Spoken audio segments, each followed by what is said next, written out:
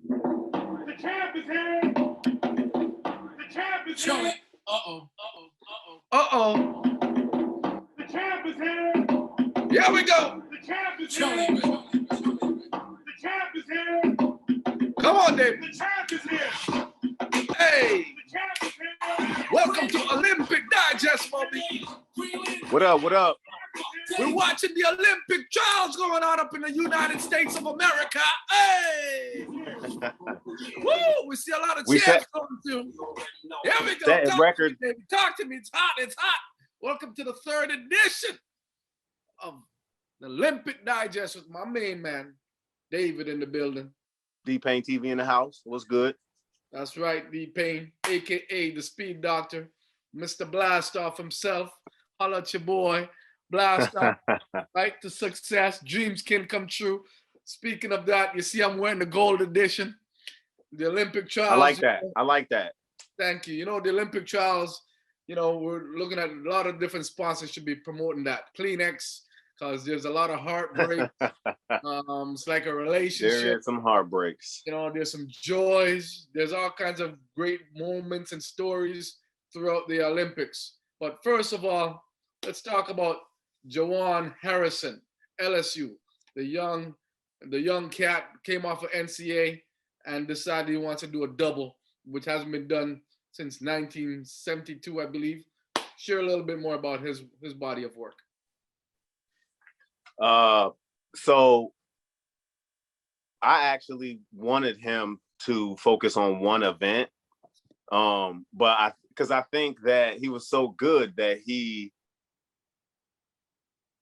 like, you know, Sha'Carri did it. So I just wanted him to focus more because he's young.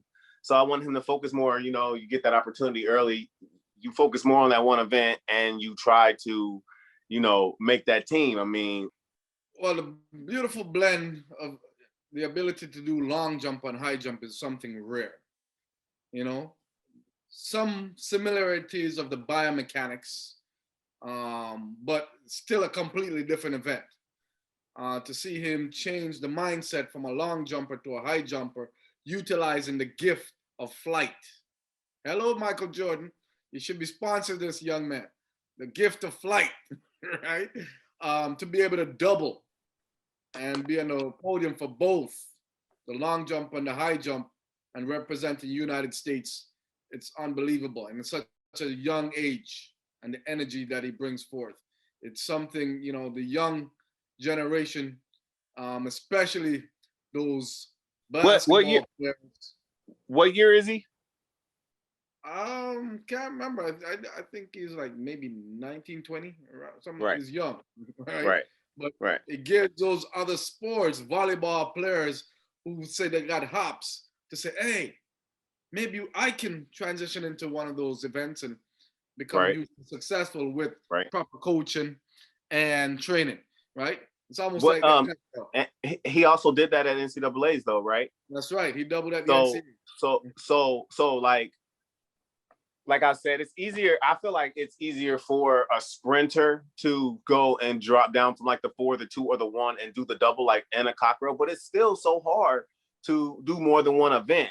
So even like, for example, like Tiana Bartoletta, she does the 100 and the long jump, you know, you still have to be sprinting. So to turn that long jump into a high jump and to have done it NCAA's and come back and do it at the world stage, I mean, that's phenomenal. That's huge, man. Big up, big up, Javon. Yeah. There we go. Holloway. Woo! Hurdle, man. Because we know you're 0.0. That race. That race. World record. You know what? I feel like he's gonna easily break it. I feel like he had a better race in his semifinals. I just want to say, you know, my predictions were correct.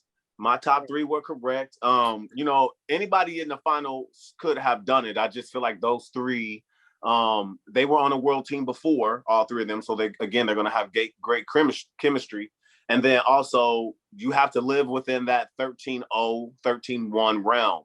And the other 6 competitors, I don't think made it there yet. Not that they're not capable, but he didn't get as good as a start, but his rhythm is there. I mean, once he got out, you saw instantly that turnover was there. I think he does something that no one is doing right now in America, and that's working on the backside, coming off the hurdle. So he's not coming off very comfortably and then slowly picking up his speed. He's instantly coming off at high velocity going into each hurdle. I mean, from hurdle one. That's what I used to see Esmie doing. That's what I've seen Robles doing. Anyone who got close or broke the world record or the American record, that's what you were doing from hurdle one. So he's got it. Daniel Roberts is slowly picking up, not sure if he's going to catch Grant Holloway. Devin Allen is also right there. So like I said, those rounds are for a reason, and they all did what they were supposed to do. So congratulations to all the men, Grant Holloway, Daniel Roberts, and Devin Allen. Congratulations for the men's 110-meter hurdles. Now, the 21-year-old season of Sydney McLaughlin, world record, her youth. I call her triple threat, similar to my girl in the 200, Gabby, I believe. Yeah, Gabby Douglas. The triple threat. These two are triple threat. Brains, beauty, athleticism, right? They've got the whole package. Sponsors should be boop, boop, boop, knocking, laying up on the doors, man. Brains, right? Beauty. Yeah, she went to Harvard. She went to Harvard University, so she definitely got the brains.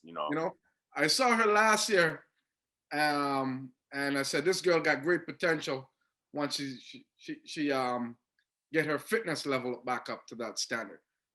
Her body's phenomenal. Right? Yeah, man. The muscular range, the wiry, all pieces combined. I'm telling you, she's going to be a force to be reckoned with. Tell me about your opinion on that performance of Sydney for the women's 400 hurdles. Yeah. So man, I knew the world record was going to be broken in that race because you already know Delilah Muhammad was going to run the first 350 meters at 150%. And that's why she is the reigning champion. And also, when those two run against each other, they also always are going back and forth with getting close to breaking the world record or breaking the world record. So I knew something was going to happen, but I didn't believe 51.98 was going to happen or 51.92. I can't remember exactly what it was, but that's the fastest time any woman has ever ran. So, and she's so young. So I just believe that, our 400 women's hurdles is one of our strongest events. I was happy to see Anna Cockrell also make it. She's such a strong athlete. Yeah. Thank God she's got a month to get herself together. And I just want to say shout out to Shamir Little because clipping that 8th hurdle really sent her into a frenzy because even though she looked still composed, I'm sure she felt the girls in lane 7 and lane 8. And it was a fight to the last step over the finish line. And Shamir Little definitely had what it takes to be on the Olympic team. So shout out to everyone in the finals. But I mean, Sydney McLaughlin, this is her time, like right now. It's a couple of US athletes that are they're peaking right when they're supposed to be. And she's definitely one of them. Well, I'll definitely like to put my input on there. With Muhammad, fitness level is not there. Sydney is in fit mode. Right. Muhammad that is getting true. Run shape because she's been off. Those are the first 3 races she had. Yeah, I was about to say that was her 4th race of the whole year. Yeah. That's crazy. So, I'm looking forward to the Olympics, knowing that the perfect scenario was Sydney was behind her. Yep. In the race. So Sydney was able to do all the pieces appropriately to take that from her and get the world record. So she executed perfectly, basically the lane she was in behind her of the former champion.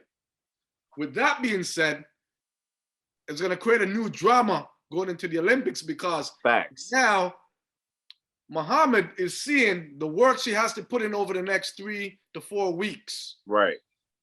And consider she only got 4 races underneath her belt and still ran 52, close to the world record, right? So with that being said, it becomes lane draw and stuff. And I guarantee you during the Olympics, if Muhammad's behind Sydney, it'll get broken again. It will be broken by Muhammad. That's what's going to happen. Who is behind each other? And both people, I think, will be in a performance fitness level by the time the Olympics come. But yeah, it's going to be impressive. It's going to be. I definitely agree with you, man. I definitely think that the record's going to get broke again. But my thing is like, can Delilah Muhammad catch Sydney? Not to say that she's not going to put in enough work over the 3 weeks, but with Sydney having this slight advantage going into it, can she get these 3 weeks to come back? Or is Sydney still going to take that advantage and stay slightly in front? But whatever is going to happen, the record, I feel like, is going to get broken again. Well, David, this is the Olympic Digest. I'm going to put you on the spot. Whoever you're going to choose, I'm going to choose the opposite. But I'm going to give you a first round because right now, it seems like the American team are the leaders going into the Olympics. It's like America versus the rest of the world. So because of that, I'm going to give you the first exchange here. Okay. Now, pick one. Who are you going to pick, Sydney or Muhammad to win the Olympic finals? I'm going to stay with Sydney right now because she's just looking too phenomenal. I mean, I do believe that Delilah Muhammad will come back and be where she's supposed to be at. But if it was me, if I was Sydney, once I tasted the world record, you're not catching me no more.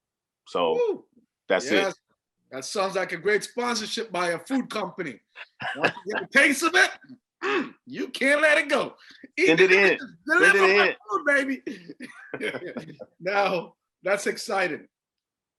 You know, one of my biggest fear was Lyle not making the 200-meter podium because of this young man. But I think what happened is, same thing like McLaughlin is, because Lyle was on the inside lane, he allowed now he can chase. So because you're chasing, it's a different energy system than you trying to run away. Right. The hunters and the hunter. Right. Now he's the hunter. Because the young man has shown, hey, I'm the guy to beat here. So it puts him in a relaxed state mode to say, you know what? You're inside. I'm going to turn it up. I'm going to use my experience, my relaxation.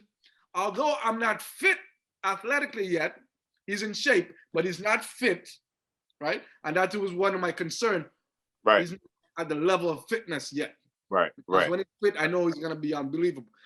Does he have enough time to get through there while he's in shape? Once again, he was not fit and he's still not fit. So could he make it happen? So that was my major concern. But guess what? The man answered that. But the great thing is he had a great lane draw to be able to put that together. Give me your expertise on that one. Man, again, I'm going to put a check mark in the box. You know, let me go ahead and put a check mark in the box because my prediction was right again. Of course, Noah Lyles was not the greatest in the 100. And we talked about how we didn't see his confidence when he stood in front of the camera. But guess what? He did the same thing. I still didn't think I saw the confidence that we needed to see to pour out of him in order to explode out of that 200. But at the end of his race, he did say something that I thought was very telling about, you know, his whole race. He said when he was in the back, he was putting so much pressure on him before they came out to run the race. And then he said right before the race, he was just like, you know, just let it flow. Just stop stressing, let it flow. And the lane draw, I think, is what actually was able to let that flow out. Because instead of running for your life, now you're going to catch someone. And that is an easier race than, you know, running for your life in lanes 8, 7, or 6. But I do want to say Bednarik, he ran a great race as well. These races, these final races, they're getting their curves together because in the prelims and the semifinals, their curves were not what they should have been. Even in the 400 hurdles, they were like, you've seen a lot of mishaps, stutter steps, because they were trying to run slow and they can't run the right proper steps because they're running so slow, you know, just to try to make the next round or whatever. But again, he came from the 100, not making 100, and he also showed up in the 200. But I had a lot of confidence in Noah Lyles because Noah Lyles had already ran a super fast time this season. His PR is I think it's like a 19.6 or 19.5. So I'm very confident in what his skills were. And so I just believe that also he had a chip on his shoulder from not making the 100, and he wanted to prove that he was better in the 200. And that really came down to who ran the curve the best and to the last 20 meters, who was able to keep their top end speed for the longest. And that was Noah Lyles. So, but shouts out to all of them, man. The young guy, he's only what, 17? He's in high school. That's crazy. 17, man, just turned 17. He's not even out of puberty yet. He's like, come on, bro. The man's in another universe, man. Man, you know? Man, I'm excited to see what he's gonna do. The fastest man on the planet for his age. The planet. Right. The former world record holder, fastest man, current fastest man in the world in the 200 meter and the 100 meter. This man has broke his record. He broke that record twice. right? And we haven't seen anything. Imagine some rest, recovery, regeneration, and just fine tuning over the next 3 weeks, and then start turning up the Olympics. This little young man is capable, I think, during the Olympics to potentially, I'm not gonna lie, potentially challenge for the gold medal. Okay. I feel like this young man is going to run 1969. And that's scary because now my Canadian boys could be in trouble, and they're good dudes. Right? This 17-year-old, that's amazing. I will say that the next 3 weeks are so important because you have the athletes that are just now starting to be where they should be and can not work out as hard, be smarter about their workouts, and be comfortable in the training that they need to do coming up into it. Then you have those Olympic athletes who, by the grace of God, made the team, but know they still have a little bit more work to do and need to grind out these last 3 weeks. Either way that it goes, you might also have had an injury that happened, and then it's going to give you 3 weeks to try to heal. Granted, 3 weeks is not a lot for an injury, but it's enough to get where you need to be in order to run those next couple of rounds. And so it was pivotal for me to go back with my coach, make a whole new lesson plan for what we needed to do, just focus on all the tactics that I needed to do as far as running the rounds and everything, and use those rounds, man. Like I said, the rounds are so important, but yeah, these next 3 weeks are very, very important. So I'm really interested to see who's going to take advantage of them. Like no going to the club, no going out to see nobody. Don't fly nowhere that's not important. Like you're now floating in the clouds. You must stay floating in the clouds. Don't do nothing stupid. So we need to take a whole healthy team to this Olympics. Excellent. I totally agree on that one. Let's take a look at the 800 female. Atin Mu, a 25-year-old record. This young lady is dangerous, man. 156, I believe, and change. That's crazy. That's absolutely crazy. I knew Asia Wilson was going to have a fight for her life. I mean, obviously, I think Mu has been running the fastest time the whole year. Yeah. But I'm glad she went pro. I'm glad she just got it out of the way and announced it, because sometimes, I mean, that's always in the back of a collegiate athlete's mind.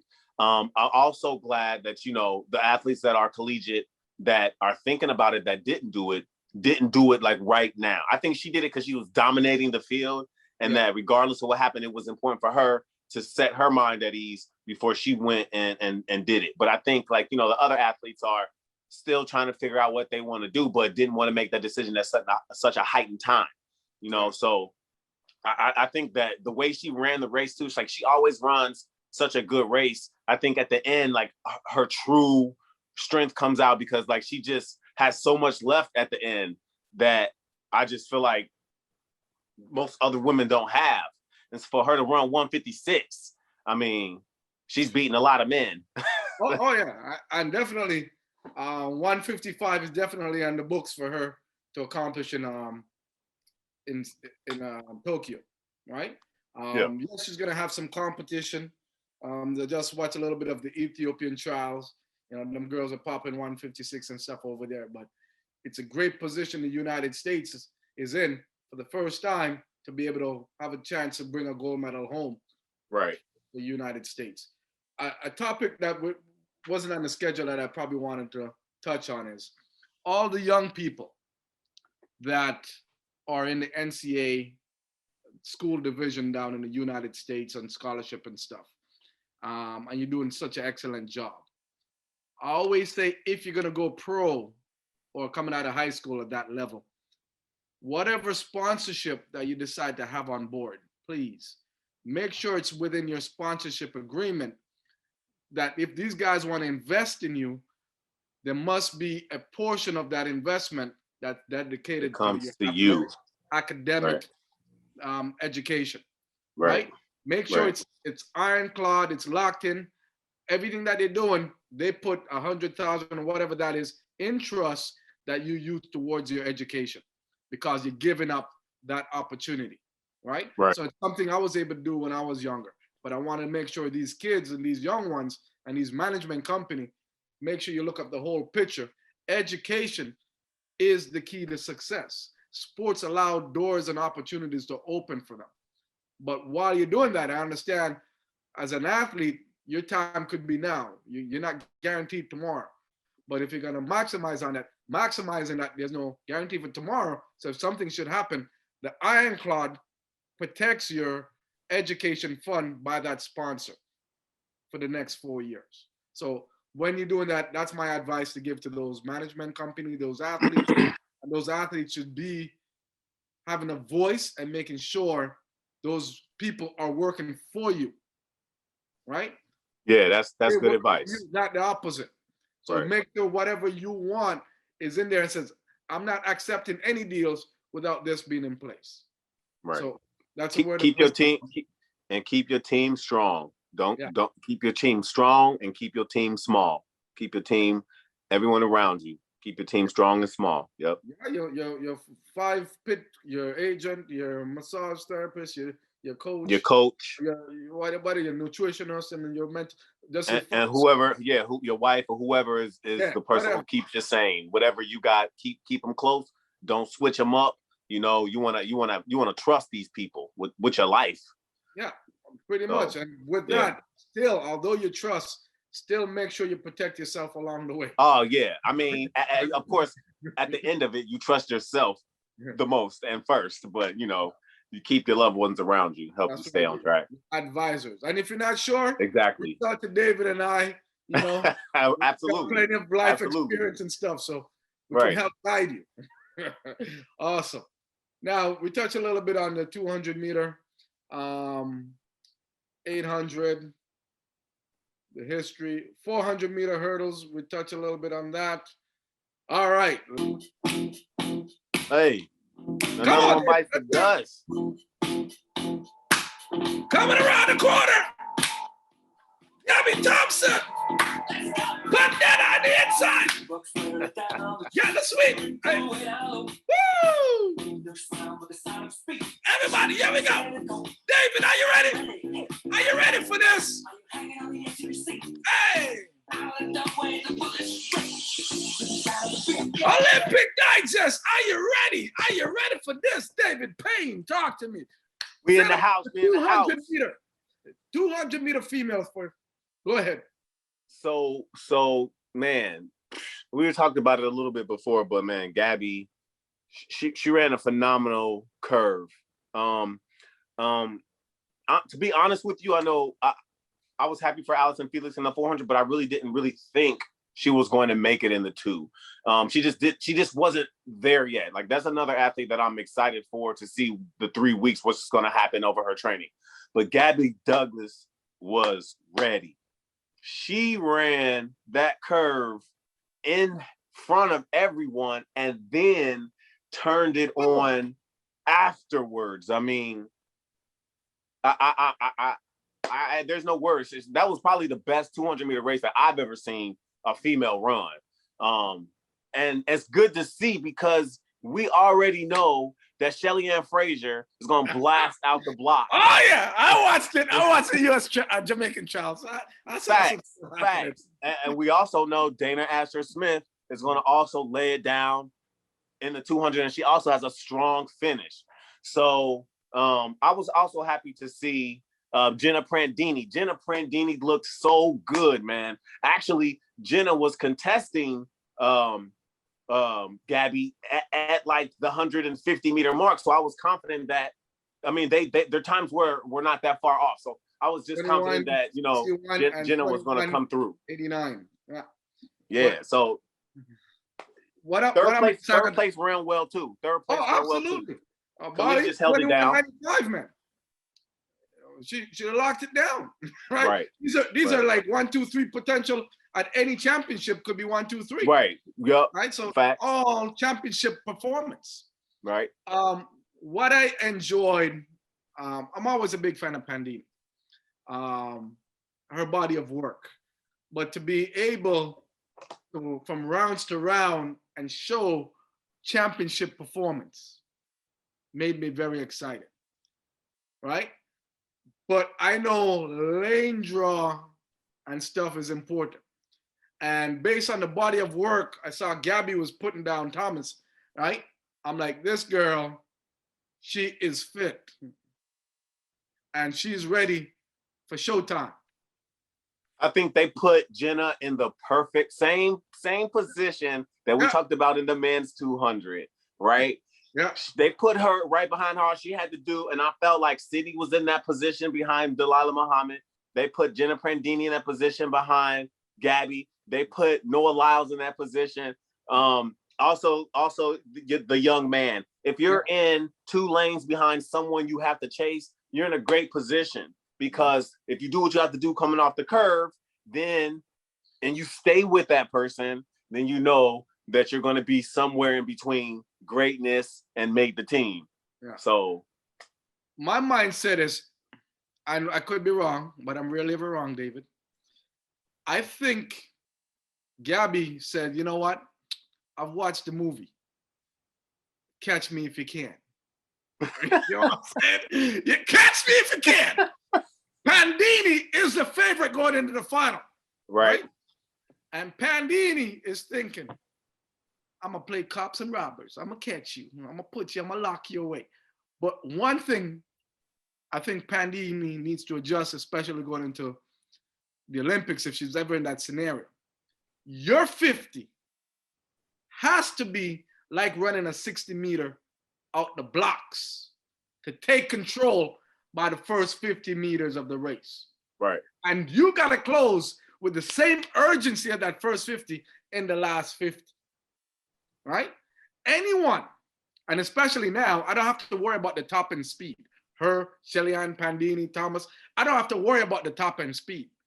It's all going to come down to the urgency, who can emotionally, mentally, and physically dominate the first 50 coming off of that corner, right? Yeah. Will determine who win the Olympics, because we both know all of those 5 guys has the top end speed, including my British girl, right? Right. So it's who can control the first 50 to set the statement and come out with fire. Right. We know Jillian, she says, oh, some people don't think my top end finish is not good anymore, but I just want to let them know, knock, knock. Hello, it is on point. Right. 1062, 1063. Yeah, right. But not only that, she's been running a couple more 200. She ran a second 200 and 21.6. I think it was 21.71 or something like that. So it's on point. Now, comes down in the Olympics now, you've got the youth who are hungry, want to get the medal, and you've got the experiences. Hey, I'm going out my way, as Husher would say, my way. So it creates all about lane draws and getting through the rounds, right? And then after that, it's showtime. So I'm going to put you out there. I'm going to put it out there. So USA versus the world in the 200-meter female. All right. I'm going to give you first dibs here. All right. Who do you pick to win that Olympic? understand there's some things that may change before the race going or prediction. But right now, today, if you, by paper of the body of work, who would you pick to win 200 meter female? Right now, based on what you've seen. You just want me to pick from the U.S. team, or you talking about at the actual? Anyone. Just pick who. Okay. So I would have to say, Shelly-Ann Fraser. I will have to pick her for the Olympic champion, just because not only has she been running blistering 100s, but also she has the veteranism of being to these meets several times. I'm sure knows what she needs to do in the 3 weeks working up to the meet. And she is already an Olympic medalist in the 200. So I do believe that she can easily win. And that's I want to say Gabby, but I just feel like, this is her first, like, I'm at the stage moment. So, but Shelly-Ann is like, hey, I've been here before. Let's get the job done. Yeah. I will say, who would you put for second? I'm going to go ahead and say it's going to be a tough one, but I'm going to go ahead and say Gabby. I'm going to put Gabby at second because I feel like she's already there. Like, I haven't seen anything in her race that is not already there. Her start was great. It wasn't just fast. It was also very strong. She knew how to have strong steps in the beginning and come off the curve fast. And she still has that turnover at the end. The last spot is going to be a hard spot, because it's going to be between Blessing Okabari, Dana Asher-Smith, and Jenna Prandini. And those three women right there, with, a couple other women taking shots at these three women to get that third spot, is going to be it. But I will have to say that third spot is going to go to Dana Asher-Smith.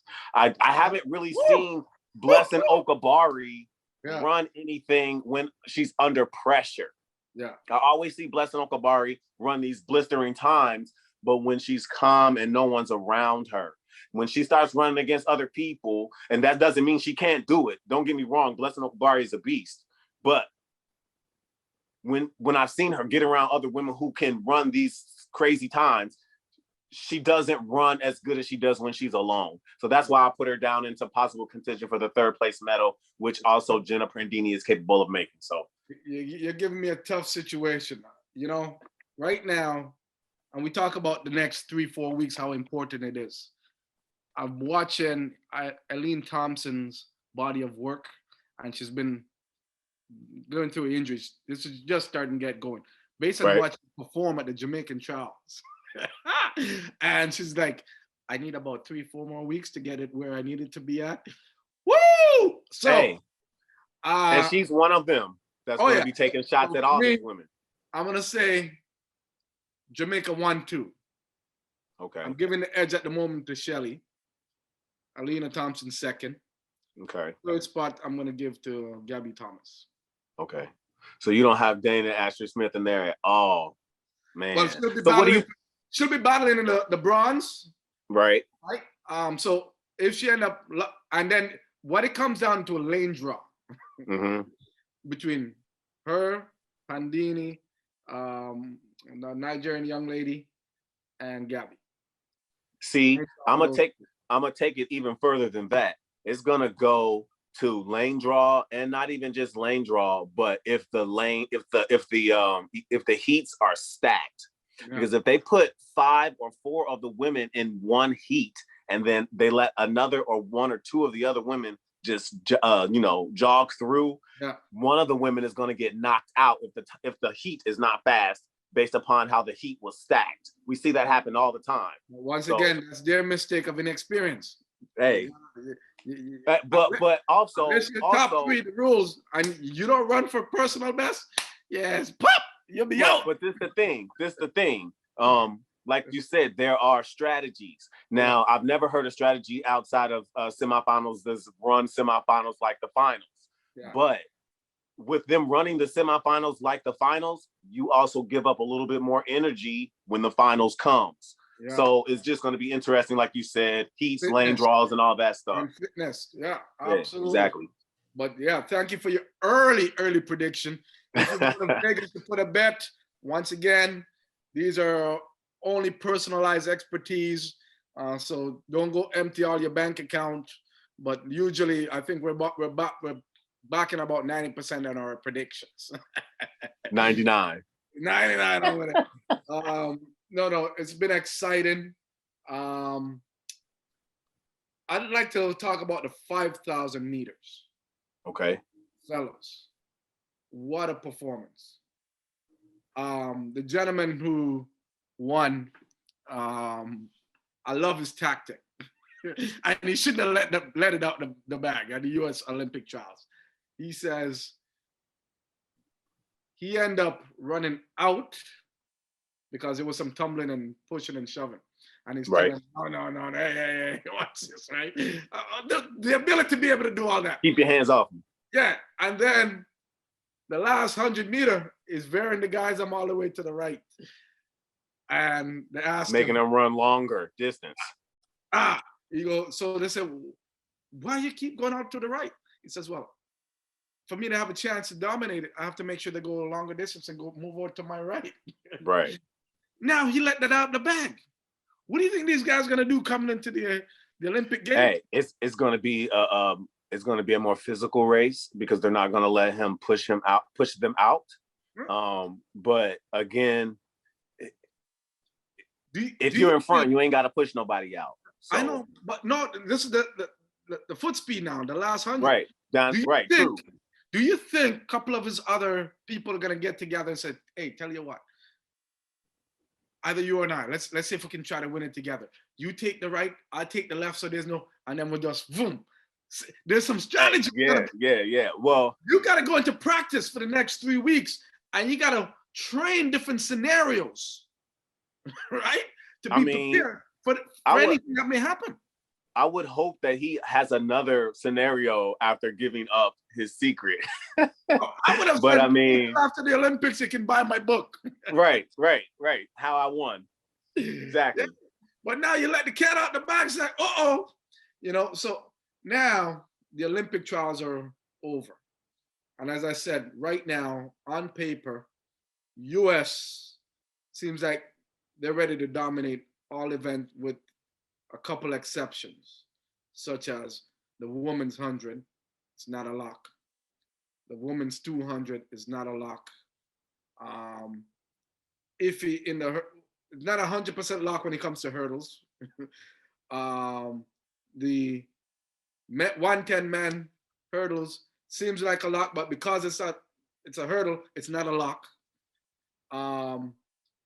The 4x4 is strong, but it's not a full lock because of the energy system and different things playing a role for the fellows. The female, it's not a lock in the relays. In Jamaica, a couple of girls ran 49 already, and they said, oh, I'm sorry, I had a bad day. I should have ran 48. I've been running 48 and low in practice, 47. So I expect us to run 48 today. So I was a little bit tense. So we'll correct that going into the Olympics. So be prepared. A couple of people are going to be running 48s during the Olympics. Well, I want to say, because I don't know if we talked about this, but I also want to say awesome job to Rye Benjamin in the men's 400 hurdles. Joanna Hayes, she's also an Olympic gold medalist. I mean, when you can tell when you start seeing people train with other people who know what they're talking about. I think he has to work on his first part of his race, but the last part of his race was amazing. What he ran, 46.8 or 6 or something like that. Very close to the men's Olympic world record. But I will have to say, I disagree with you on some of the predictions. Please, I feel like, yes, the sprints are, like I said, something that we're going to have to work on. Just because of our past and the relationship with the sprinters and handoffs and making sure that you do well with that. I do think the women's 4x1 will be good because Sha'Carri already trains with Oliver. And so the women already have 2 people on the squad that train with each other. But I think the hurdles is on lock. I think you are completely wrong about that. We got the hurdles on lock. I do think, I know. Because of the hurdles. That's why I said it's not on lock because of so many things can happen over the hurdles. Man, I just think the confidence that I've seen in the American hurdlers, I would say, I feel like Daniel Roberts needs to he's doing what he has to do, but I've seen him more steadfast in the hurdles. But he made the team, so that's all he has to do. But I will say that the only hurdlers that I've seen run faster than that, outside of Omar McLeod, which is a question mark right now, is Hansel Parchment. And I think the next two Jamaican hurlers ran in the teams or something like that. Yeah. So 10, I just feel like the Americans are here. We're 12-8 already. We're 13-1. I'm riding on 13-0. Like, if we're coming in the rounds and we're hitting, all we have to do is stay ahead. Now, I granted, if there is an upset, it will be the Jamaicans, because they're right with the Americans. I'm just giving the Americans the edge because these guys were on the team together and they're going to bring that energy. Women's 400 hurdles, got that on lock. Women's 110 meter hurdles, I'm going to say they got to stay steadfast and strong, but we got that on lock.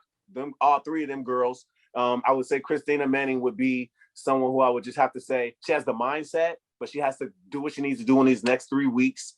And then the 400 hurdles, Delilah Muhammad, Sydney McLaughlin, and Cockrell. That's done. That's 3 tickets.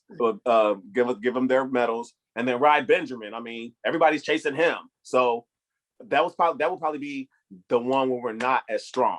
So I just feel like our sprints, we really need to work on our sprints to make everyone happy and bring home medals. I think they're a young team because all the veterans have passed the baton, but we're still going with an extremely strong team. Also, I don't remember exactly what her name was, but shout out to the shot putter, female shot putter, for doing that exceptional job. I seen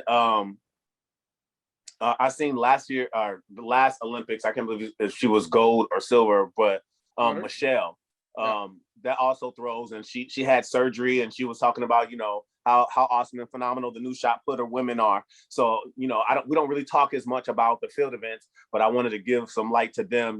The shot putters are doing well with the men breaking the record, and then, her making the team. And so we're also going to send good field events to the Olympics too. Well, definitely, as I said, I want to give props, all the American from top to bottom. You guys are the favorite going into the Olympics in pretty much every event. Unlock. So that's why I call it USA versus the world, right? Because you guys pretty much controlling all events that you have medal contenders in. Right. But overall, I just felt there's some of the distance we may have some challenges. And once again, part of the rest of the world, a little bit more in the distance area, they're going to bring the A game. But you guys have a skin in the game to disrupt the flow of those things. Right. The question is, what color of medals y'all want to take home in those ones where you're not controlling the narrative in a sense. Right. But great job for you guys on the United States Olympic trials for the last 10 to 12 days. Enjoyed it. One of the topic I probably want to talk about is the environment. That's going to probably be a role. It's going to be hot in Tokyo. We already seen what's happening with the U.S. trials where it's delayed. They had to push it back. Right. I don't think they're going to push back anything during the Olympics because billions of dollars in television rights. Right. So how would you give advice for these guys who's preparing and what sort of things they should make sure they're doing before, during these type of scenarios? I would and advice. I would definitely say that I dealt with that many times. I mean, flying over to like Doha, Qatar, and Paris, and all that stuff, where your knees are burning up because the track is so hot at 7, 8 in the morning. I definitely dealt with that, and it takes a lot out of you when you're running rounds. So, but like you said, they're not going to push that back. So the advice that I would give is, first and foremost, stay hydrated. Absolutely stay hydrated. And also do what your therapy and training, tells you to do. Take your ice baths, take your pre and post shakes, or whatever your drinks you're getting to keep your electrolytes inside of you. If you can, buy some Pedialyte. Pedialyte is amazing. It instantly puts everything that you're losing as far as the salinity and electrolytes and the water back in your system. But you want to make sure that, you know, your body is that high functioning machine, that Ferrari, that Rolls Royce. Right when we pull up to the Olympics, you want to pull up in that thing. That's how you want to do. Can't be breaking down because you haven't been putting the stuff into what, you know, the right fuel into your body and not taking care of yourself. So first and foremost is stay hydrated, do your training and do your therapy, your pre-post drinks. And then afterwards, when you're done, make sure you're ice bathing, you're going to see your massage therapist, talking to your coach, working on your strategy and staying smooth. Like Noah Lyles said, let it flow. You know those container that you see like you're going on picnic for all your drinks? What do you call that thing? You call it a I can't remember what it's called. You put all the pop and all this stuff. Yeah, you know what I'm talking about. Yeah. These athletes have to have that as a secondary backpack or luggage bringing to the track. Right. They have to have the wet towel. Prepare everything the night before. Take your towel, throw them in the freezer, freeze it, ziplock it, place them down. Lots of tray, lots of stuff, freeze them and leave them in that gift basket. In between, ice and wrapping, bandage your legs with ice, your neck, right? Regulate your temperature. That is going to be one of the essential training tools and pieces that you should have during the games, especially in those scenarios. So your temperature is always regulated. If they're smart enough, and these little cats have a little bit of capital, go buy a fan-held fan, battery operated, right? Preparation, right, equals opportunity. If you're not preparing mentally, emotionally, and physically from now to that process, you're going to be in trouble. Start preparing some sauna training, steam room preparation, yoga, to help, meditation, all of that. This is the month of preparation, mental, emotionally, and physically, fine-tuning, recovery, regeneration. This is the stage that individual have to say, you know what? It's been almost the NCAA guys. It's been a long season. I just need to maintain, regulate, regroup, and then at least 10 days leading it, and start picking that back up again. Right. You need to have taper off, plateau, and then back up because you got to rest to perform. The ones that are getting into shape, they're going the opposite way. They're getting into fitness mode now. So they're coming in fit. They've already rested. They're already going through some rehab. So you're going to have to revert and do the opposite. So it's important that now we got the Olympics July 23rd, my belated father's birthday. You know, this gives them 21 days to start prepping and prep right. If you prep wrong, you're off the podium. Right. Hey, so I'll definitely be excited and watching. And happy birthday to your belated father. July 24th is actually my birthday, so I'll be there with him. We'll be taking care of it, and we'll be getting it on. July 5th, early morning. I'm gonna party. This is how I do it back in Vancouver. I do 3 to 4 weeks of parties. So I'm actually gonna start this weekend my partying, and each week I have friends' birthday, and I just build mine up.